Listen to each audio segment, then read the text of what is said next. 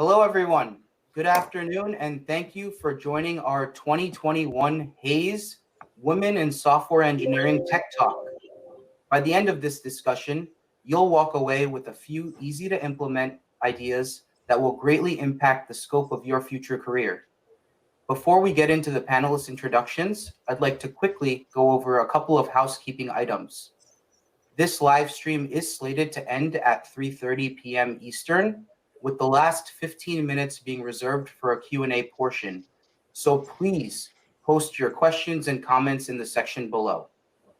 Lastly, this live stream is being recorded and will be made available on demand on our website, hayes.com. Without further ado, let's begin with the panelist introductions. Rashmi, how about you first? Yeah, sure. Thank you, Samar. Hey, everybody. If you Google me already, you know a little bit about me, but for people who didn't, I am Rashmi Verma. I work for Equifax, Senior Director in FinTech area, helping out with the digital transformation for them. I'm an engineer, a leader, and a mom of two, and have been in IT industry technology space for 20 years. So much to share. In my past experience, basically, when I started my career, just like you guys, there were only 10 women on the floor. We were minority, but I thought, I was special and I felt special. But later on, I realized when I saw the numbers, only 25% women really representing the technology space, I thought, that's probably a problem. So, I think those are the things. I am looking at helping out the women crowd to actually, help out with any problems or questions they might have around, my experience as a leader in technology. So I'm here to help you guys think through that. I'm honored to be here, Samar, and thanks for including me in this discussion. Thank you. Over to you. Awesome. Thanks so much, Rashmi. Sharon, how about you? Hi, everyone. I am also honored to be here, and thanks for including me in this discussion. I think it will be a lot of fun. I was a little girl who wanted to build robots on the moon. I rode away to NASA when I was 7 or 8, and some really kind person sent me a whole sheaf of literature that I was so delighted. And unlike a lot of other women I know, I excelled at math and science, at least in part because no one ever told me what I couldn't do or couldn't be. So be mindful of what you tell children about who they can be. Sometime later, I went to MIT on a ROTC scholarship where I learned two really important lessons that have stuck with me. One, that I wasn't cut out for the military, but the second was that not making a decision is the same thing as making a decision, but you're not choosing. So that's something important to remember. Then I went on to get my master's in microwave remote sensing, which led to my career in medical electronics and imaging at Hewlett-Packard and at first, and then Polaroid. I worked on brain monitoring and ultrasound imaging and medical printing. Later on, I shifted my career to audio because I always wanted to work in audio. I was a musician, I had a band. My bachelor's thesis was building a device that synthesized guitar sounds. But there were fewer women in audio than in medical, and I started Bose as a team lead, which felt like a really big stretch. And I had to develop leadership skills, more leadership skills like mediation of disputes or communicating architecture, change management, process improvement. I had to overcome imposter syndrome and lead a large group of mostly men. After my career at Bose, during my career at Bose, I was given an opportunity to go to California to become the director of a project at a large hearing aid focused company called Knowles Corporation. It was a gigantic risk, but my partner supported me and even pushed me. I vacillated back and forth, but I decided to take the leap and go to California because it turned out to be an incredible experience. I learned so much that gave me experience in international business and development, in speaking to executives. It was a whole nother level, and it was only possible because I took a risk. After that experience, I wanted a bit more opportunity, and I started looking for a higher level position. And that job search eventually brought me to my current position, where I'm Vice President of Engineering at Cambridge Mobile Telematics. I'm focused on scaling my group, developing talent, coaching people, and the technology is great. The mission of making driving safer, making roads safer is one that I really believe in. And so that's me. And thank you for the opportunity to speak. That's awesome. That's awesome. Thanks for sharing, Sharon. Tiffany, how about you? Oh, absolutely. And after Sharon's intro, mine changes a little because I grew up in Houston. And so I wanted to be an astronaut. Growing up in the shadow of the Johnson Space Center where my father worked before I was born. Imagine my surprise and disgust when they told me in the early 70s that girls couldn't be astronauts. So my answer to that was, well, I'll just run the place instead. Which led me down a path academically of science and technology policy. I have 3 degrees, none of them are in IT. And yet here I am 25 years later with a fabulous career, having hopped across academia, aerospace and defense, 2 different oil companies, and now I'm working in a startup in solid waste management, doing all kinds of great environmental work. And the common thread is taking the risk, solving problems, and following your gut. And those are all things that really started with that one point where somebody told me what I couldn't do. And I said, well, I'll just go do this other thing then. And it's all about shifting your perspective and making it work for you. And I've had a tremendous privilege in my career to be able to do that. And I really look forward to working with other folks. And I'm so pleased to be here on this panel with these great colleagues. Thanks so much, Tiffany. Guillaume? Hi, everyone. My name is Guillaume. So I'm a co-founder at Dashlane. I created the company a little more than 12 years ago, out of school, with some friends there. And so yeah, I built the product there. I grew the team. Currently, I'm more in the managerial position. I'm a VP engineering there. And yeah, the only thing I'd like to say is before I start is thank you, Summer and Ace, for the invitation. I'm really glad to be there with all of you, and I hope that what I can share will be useful for you, because that's why we are here. It's really to be useful for you. Definitely. No, we're glad to have you here, Guillaume. Very much appreciated. All right, awesome. So I think now we just cut right into it. You know, our first discussion point is, what is your advice for this audience, mostly comprised of women in software engineering? Sharon, how about you start? Yeah, so building on what we've just talked about in our introductions, my biggest piece of advice is believe in yourself. You can do it.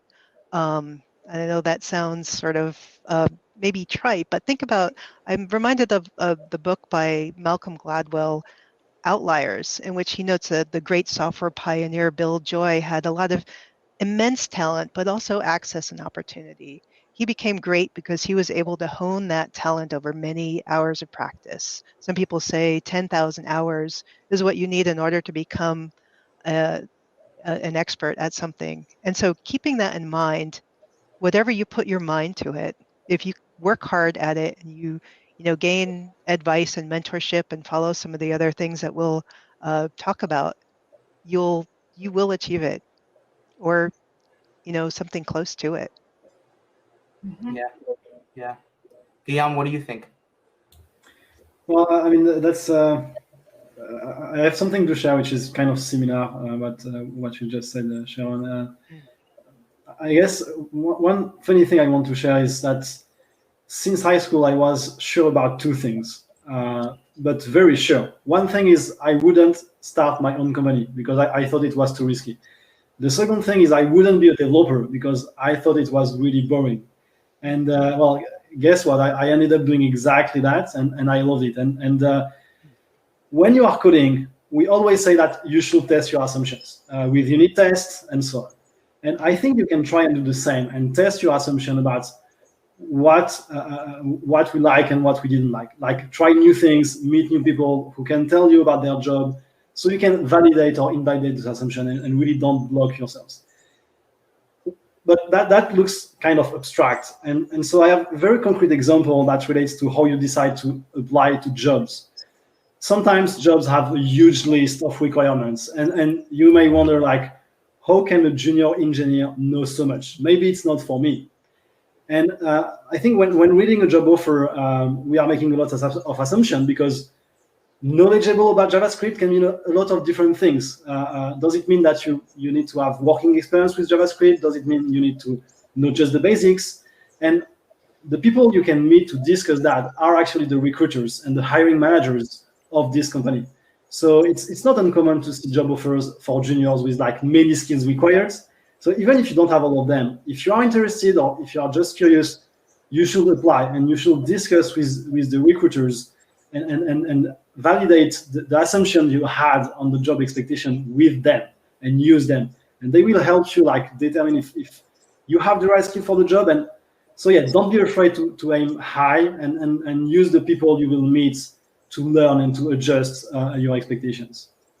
Yeah, I think that's a very important part, right? A lot of times job descriptions are wish lists, right? Usually there's going to be 2-3 things that are really important and really required, and the rest they hope for, and so looking at a job spec and not being deterred and going for it, I think is a great point. Anyone else have a thought? Oh, I do. Going back to the original question, and maybe we'll dovetail back into the going for it kind of idea around applying for a job. But as someone, again, without a traditional IT background, I spent a lot of time being intimidated by those skills matrices and those things about, well, was I going to get to the next level because I don't have the academic training, I haven't had the exposure. One of the things that I learned was embrace your difference, right? What is it that you have that's not on that paper that is really valuable to building a team, or that comes from your interdisciplinary background? I learned more as a sociologist and as a political scientist and as an economist about how things worked, and being able to bring that into a project had a lot of value. And so when you're a functioning part of a team, right, it's the team that stands or falls. And while coding is an often individual enterprise, really what a hiring manager should be looking for is, how do I fill a team? How do I populate my team and grow my skill set so that the sum of the parts, so that the sum of the whole is greater than the parts, right?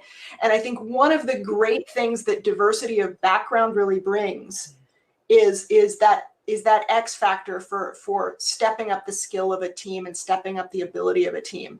Embrace your difference. It's your superpower, right? And when you're in that interview and you're talking, and we all do it, right? And especially there's a thing among traditional female upbringing where you're taught to stay within boundaries, and you're taught to work within conditions, and you're a team player, and that's what those things mean.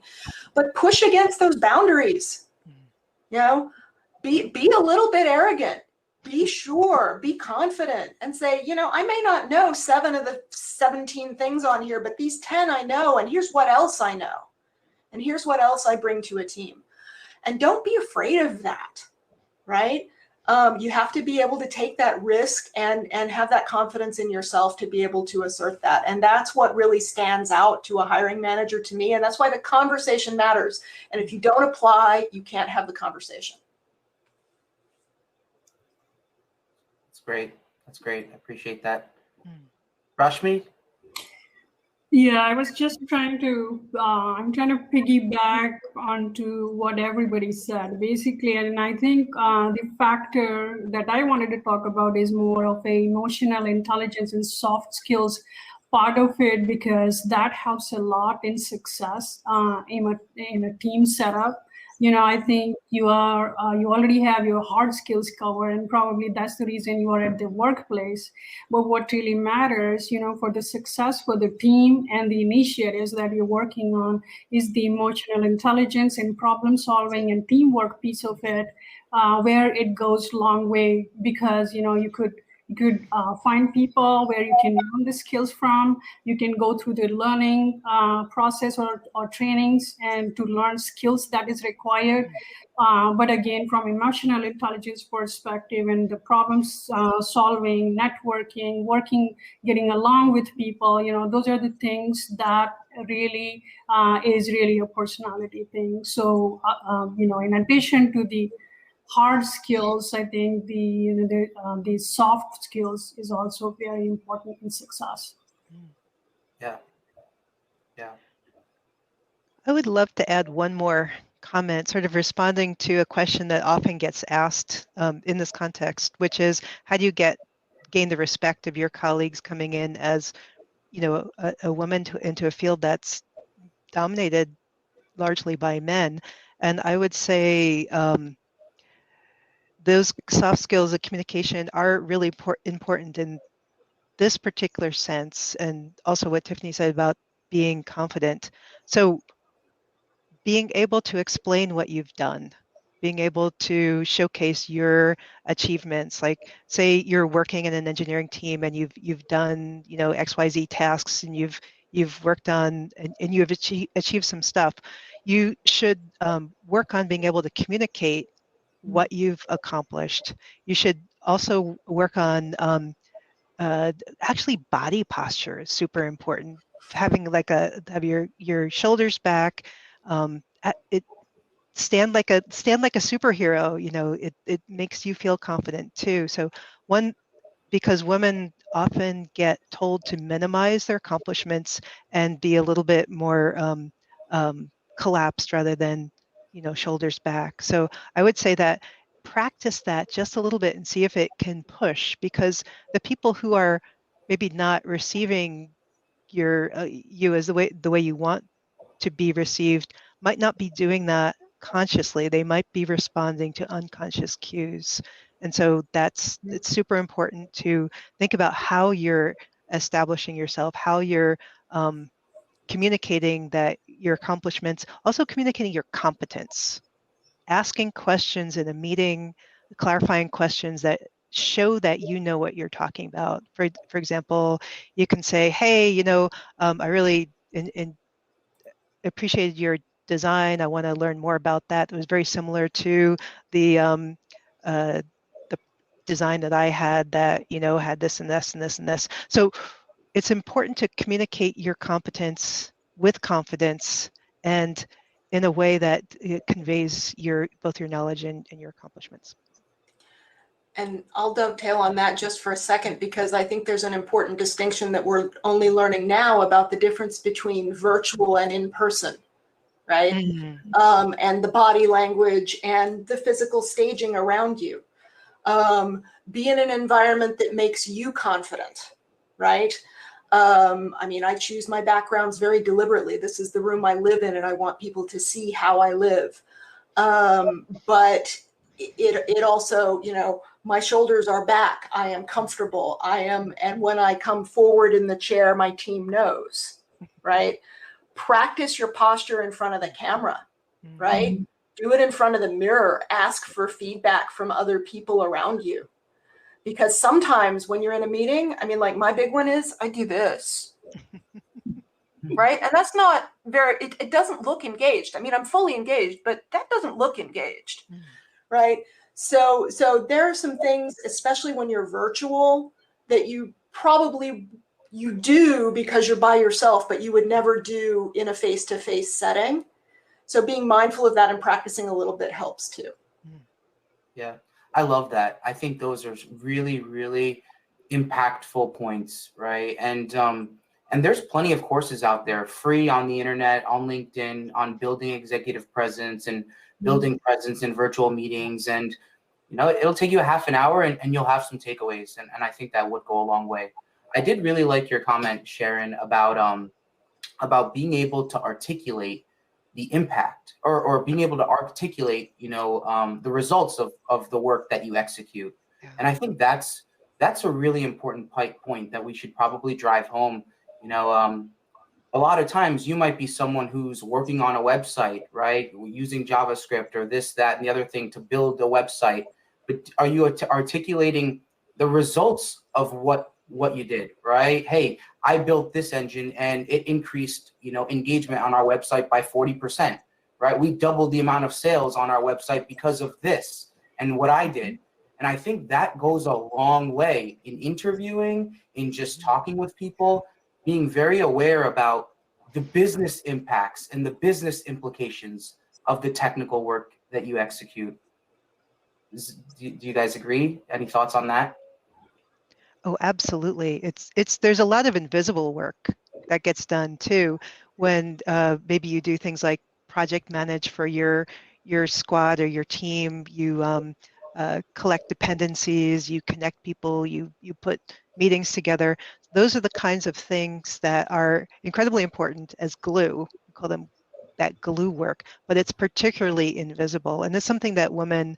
And I don't want to be too rigid about everybody, maybe to some extent,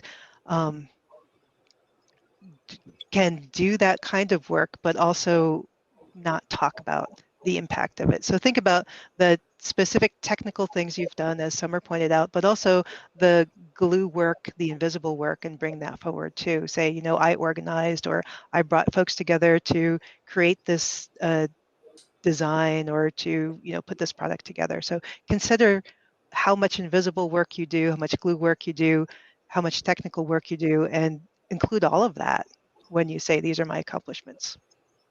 Yeah, I was just thinking about something to add to this, and which was never underestimate your potential. Because I've had a lot of times, I walk into the room with so many people sitting, and I'm thinking, hey, they know so much more than me.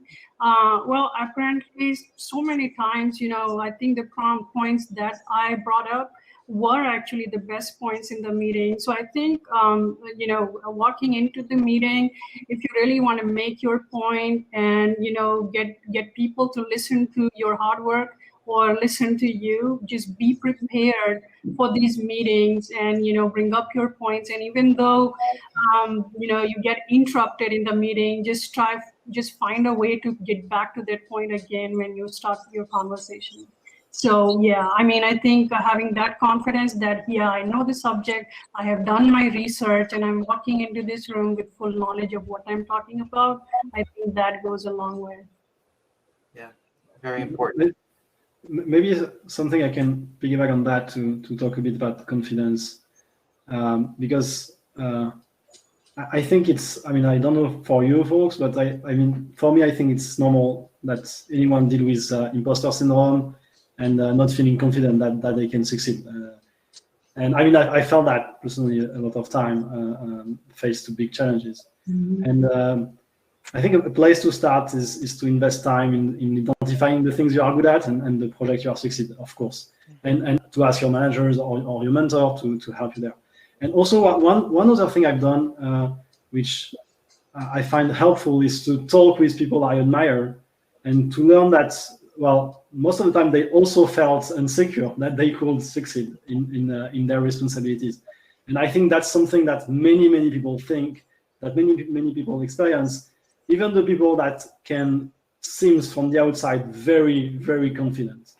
And so talking to those people you admire can also give you a bit more reassurance that even if you don't feel confident, you can do something. It really doesn't mean you won't be able to do it. And you can also ask them, okay, can you help me and tell me how you beat that and how you went beyond your lack of confidence.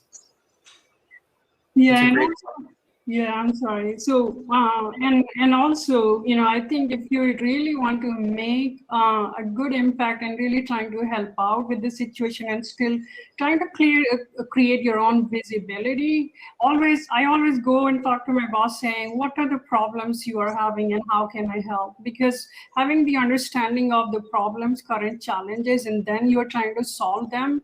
I have had so many developers, in my team, very, very bright, coming up with ideas that I couldn't think about. And I would just think, a solution could be built in 2 weeks or something. And they said, we could do this in 2 days if you trust us in, building something for you in a different way.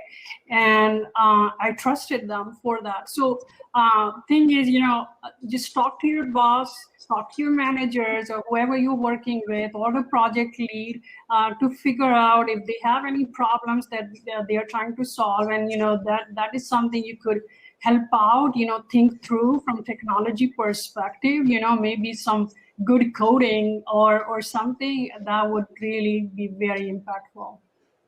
Yeah, definitely.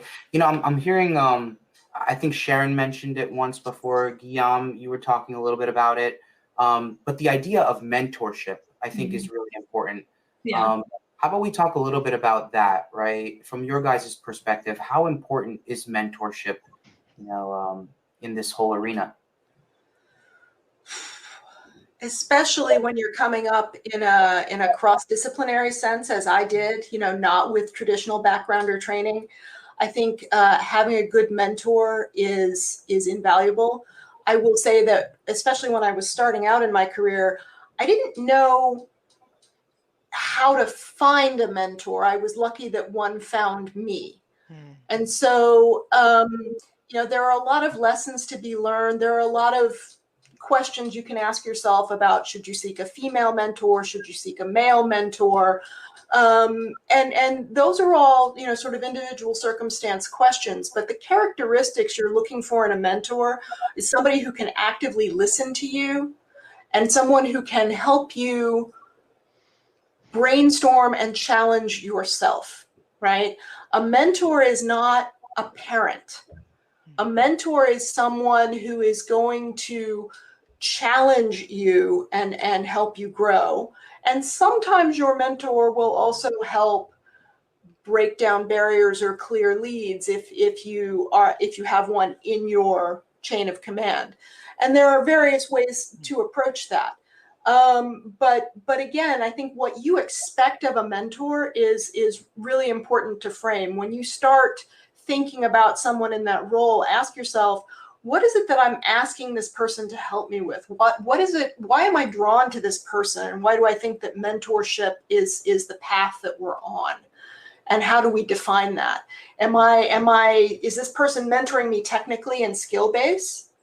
Is this person mentoring me in presence and politics and poise?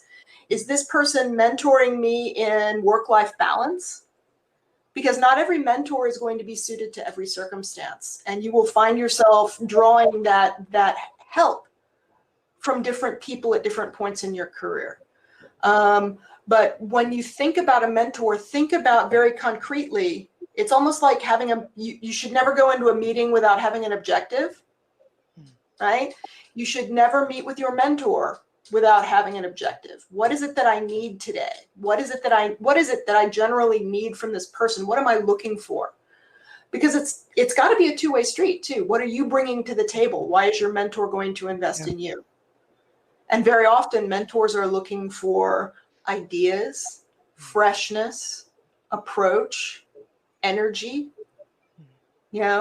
So what are you looking for and what are you bringing to the table? Yeah, I agree with what you've said, and we'll add just maybe a little bit more to it by saying you do need a structure, whether it's with one particular mentor or whether it's with a group of mentors that you have for different skills that you want to build. So I would say that the advice that I would give would be, what is the kind of role that you want to attain? Look for somebody who's in that kind of role. Don't necessarily ask them to be your mentor, but do kind of a skills assessment of what kinds of skills do they have. Maybe get feedback from other people about, what is this person that you aspire to be, what are they good at, and then do a skills gap analysis on yourself, saying, well, what do I need to develop? Because we don't always know what we need to develop, right? You don't always know, we don't always have a good feeling of what we excel at and what we don't, and that can lead to imposter syndrome if you're to if you judge yourself too harshly, right? So that external feedback from either trusted friends or colleagues or maybe even your manager, to say, okay, what are the 3 or 4 skills that I want to work on, and then work on them one at a time, in a structured way with a mentor, is what, because if you don't have that kind of, here's my goal and what do I want to do, what I find is that the mentorship relationships start off and you have a couple of great sessions and then they peter out. So to keep things going, and that's kind of okay if you've learned a thing, but in order to keep the momentum going, it's best to have a set of goals and a structure. That's my experience with mentors. Yeah. Just to add to that, I think and I agree, mentee mentor relationship is actually a two-way street. As much as mentees are looking for getting a bigger picture from their mentors, the mentors are also looking to learn and help in getting the bigger picture to whoever is seeking it.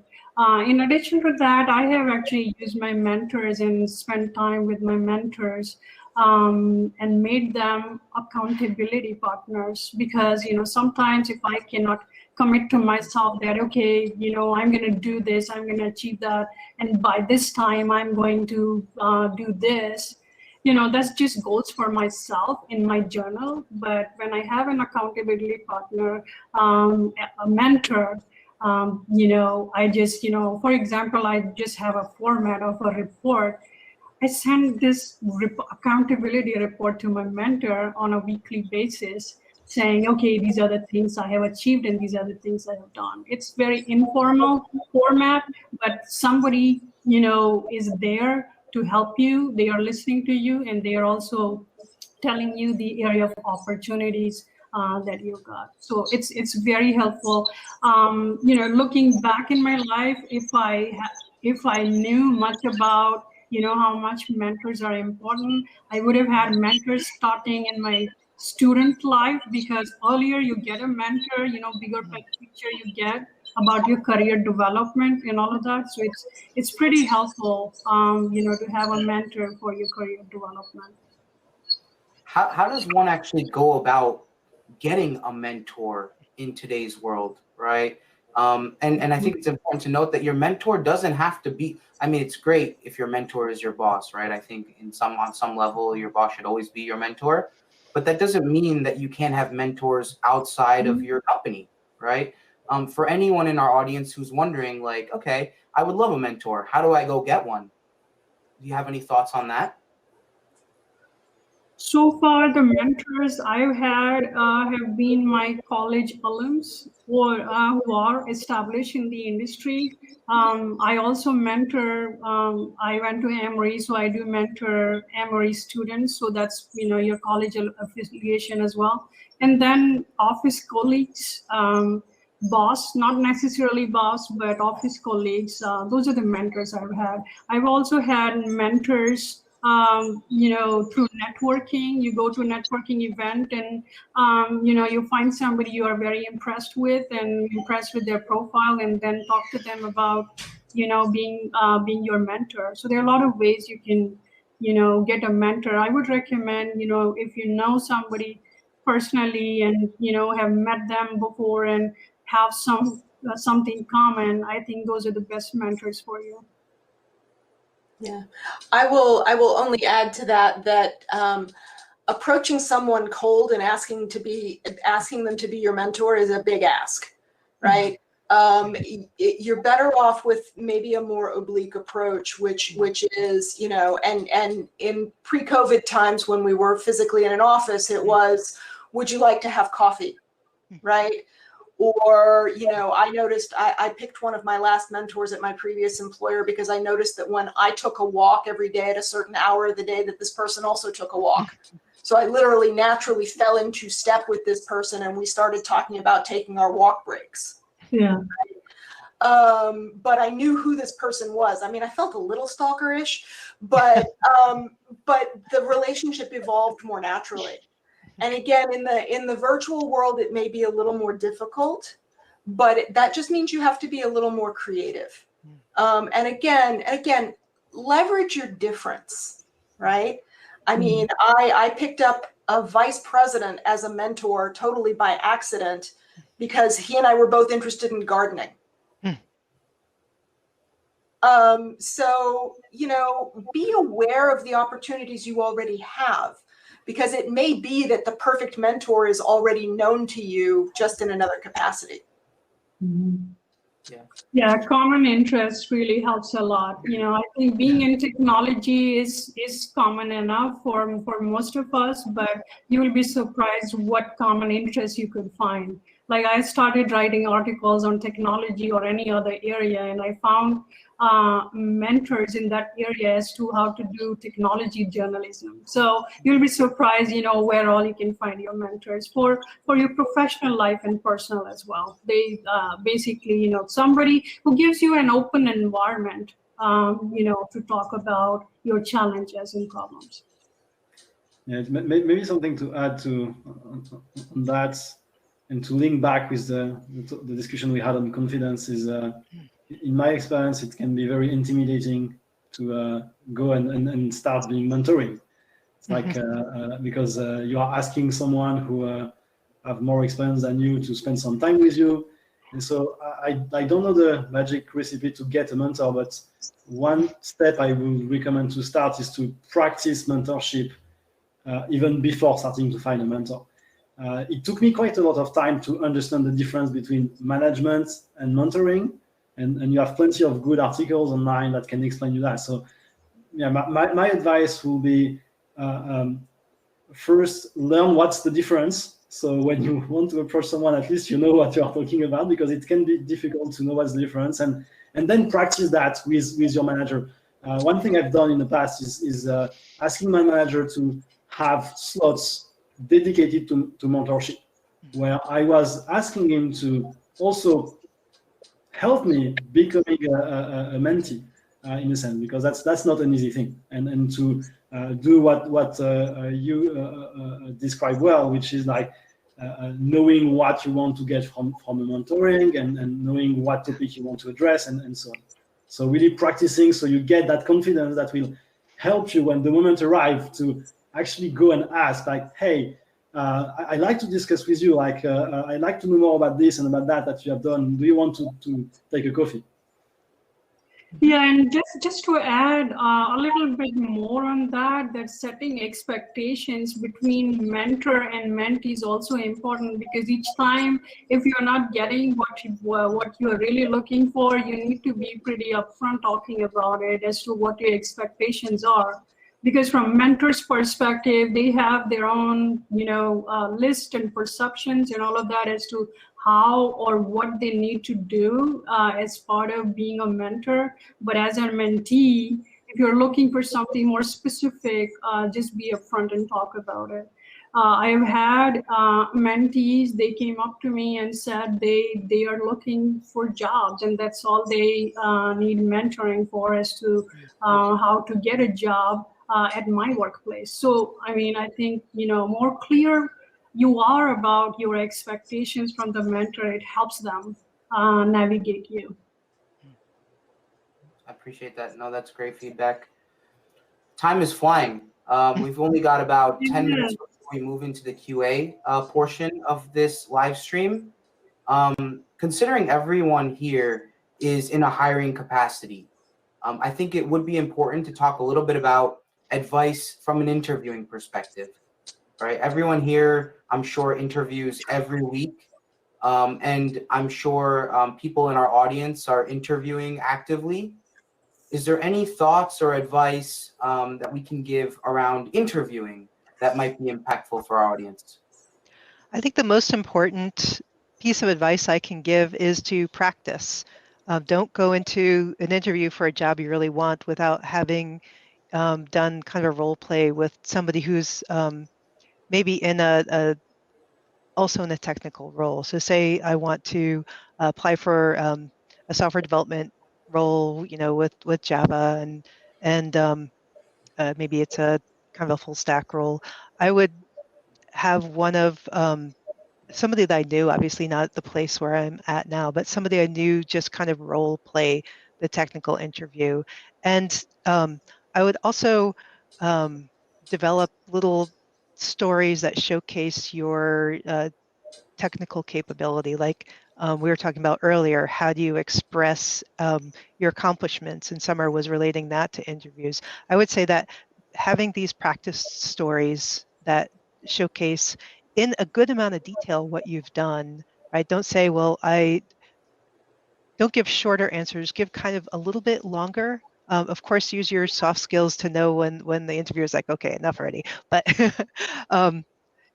do practice that and do work with somebody that can help you, can give you feedback on how well you're conveying your competence and your confidence, as we talked about earlier.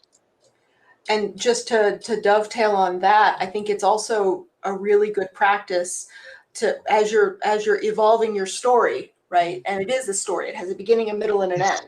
I started here. This is where we went, and this is how we ended up. This is what we delivered and the impact that it had.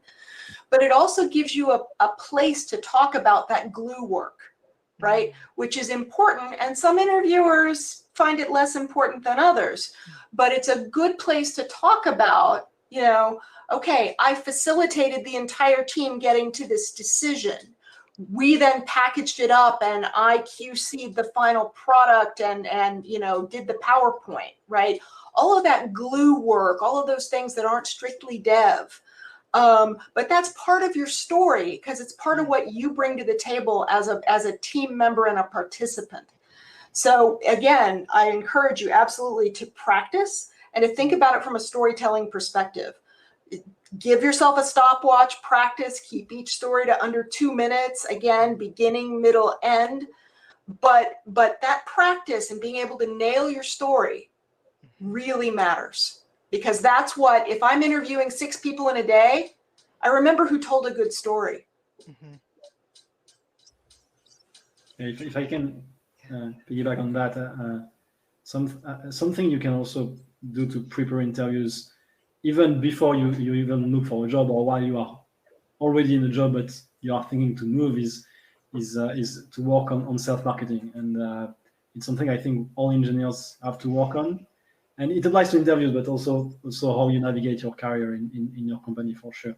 When we discuss about diversity and equity, I think that one common theme that comes back is that people who know how to sell themselves may get higher raises, quicker promotions, more responsibility, may succeed better in interviews, even though they might not be more performant. And so this is why, we need companies and organizations to work on that and to analyze their biases and put processes in place to remove them.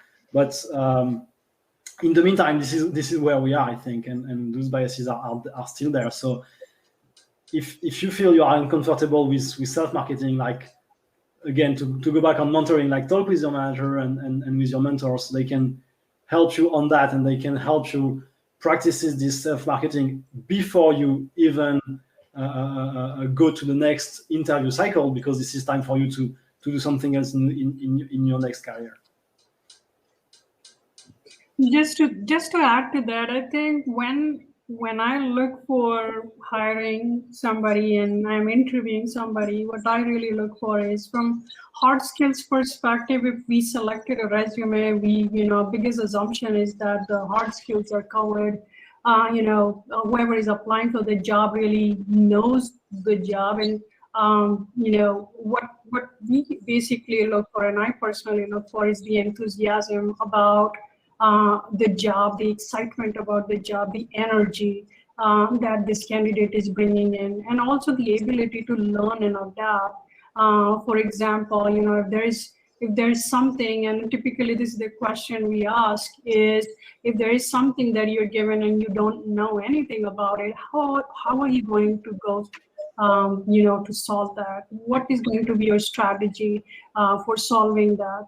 And you'll be surprised how good of an answer some candidates can bring back, and this could be a very, very challenging questions for somebody, and not so much challenging for others. So the learning and adapting to new situation, new challenges, and all of that, and also energy. Those are the things are very important from interview perspective.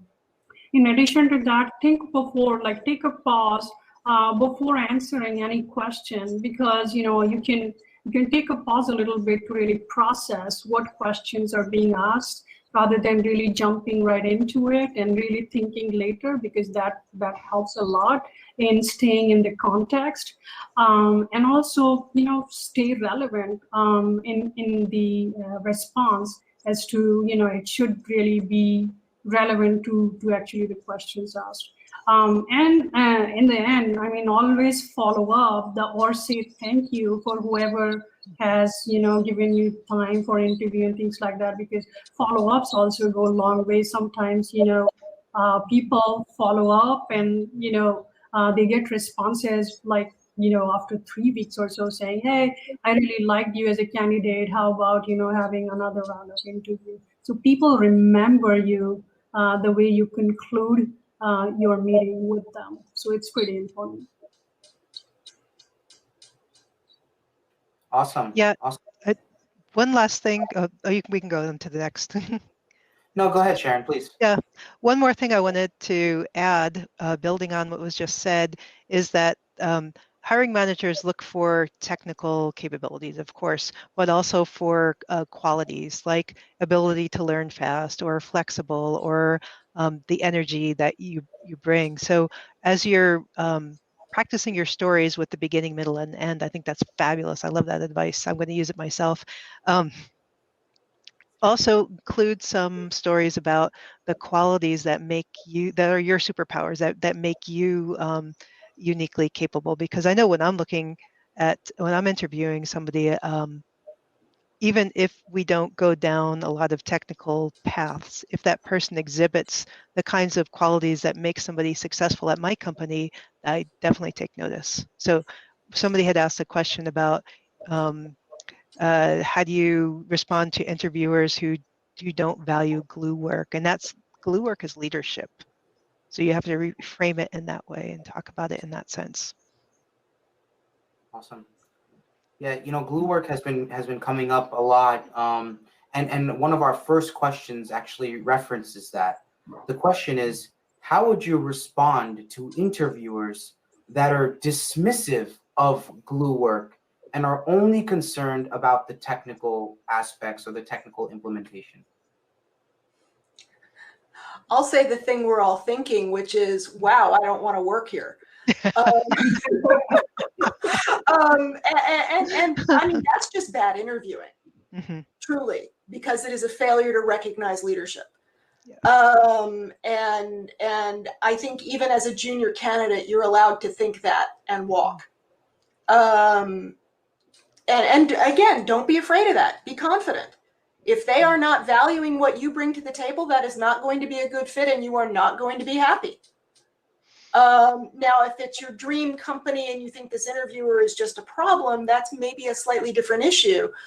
But again, if you are framing your glue work as the leadership that it is, and if you are framing your story with a beginning, a middle, and an end that shows that you are delivering value consistently, and that part of that value is your glue work, if they can't recognize that, that's on them, not on you. Yeah. My opinion. I agree with you. I'm there with you 100%. I loved your way of framing the glue work in your stories. Yeah, and I would relate that to real life examples also. You've got your foot, your hand, your head, your brains, everything. If that's not put together, then you cannot be a human. I mean, I think those are the examples, are very, very relevant example for these kind of questions. Yeah, would you remodel your house without a general contractor? Yeah, right. life example would work in that case. Awesome. We've got another question here.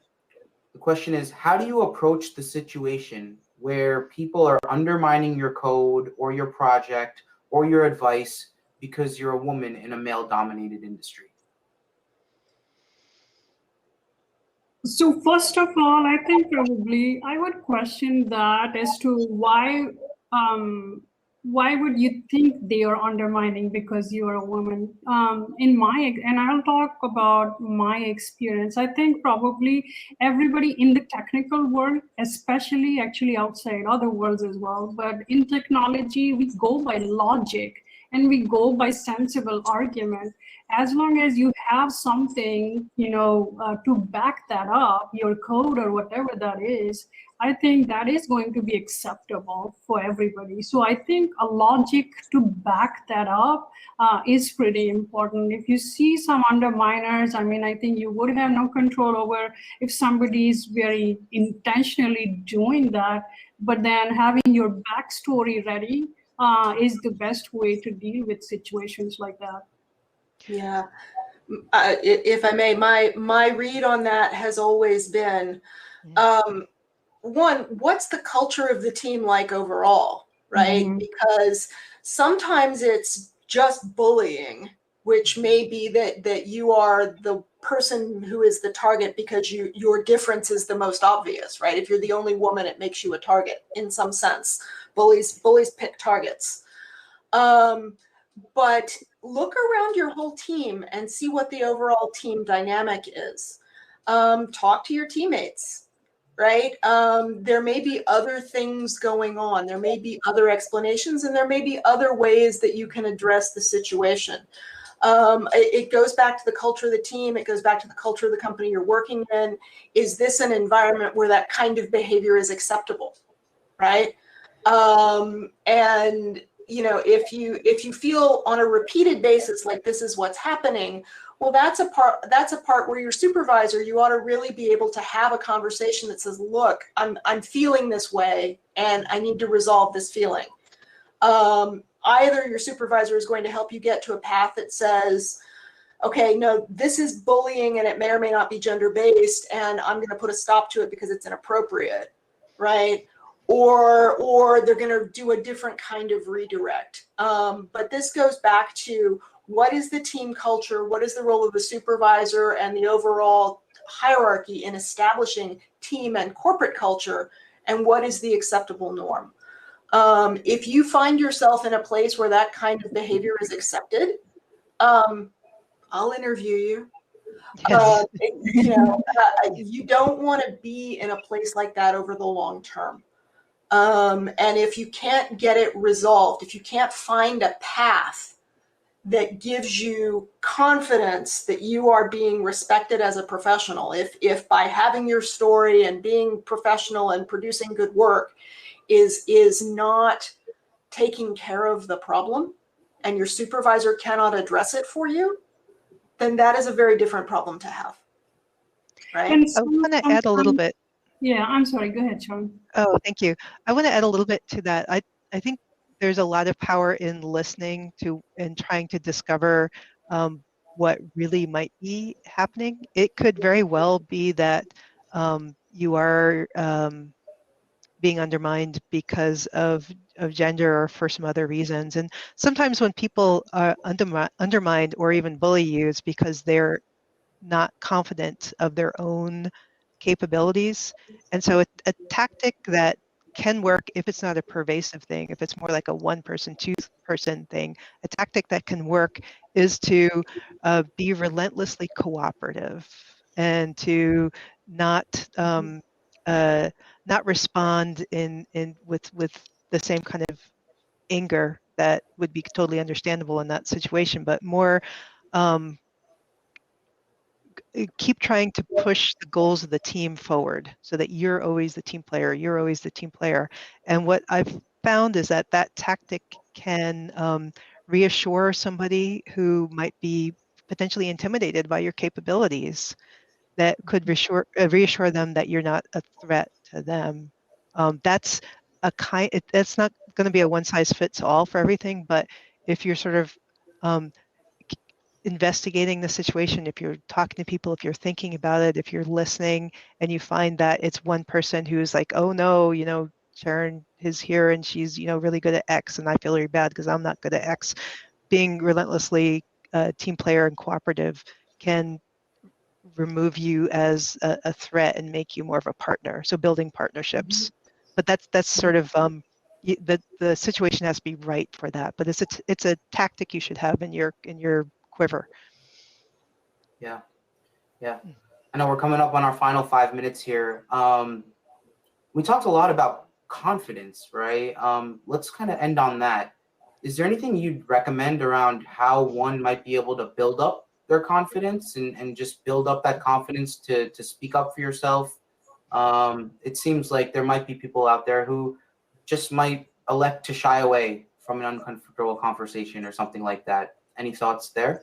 I have a trick that I use that's helped me a lot, and that is to kind of do deep breathing exercises and then imagine myself as the person who is able to do the thing.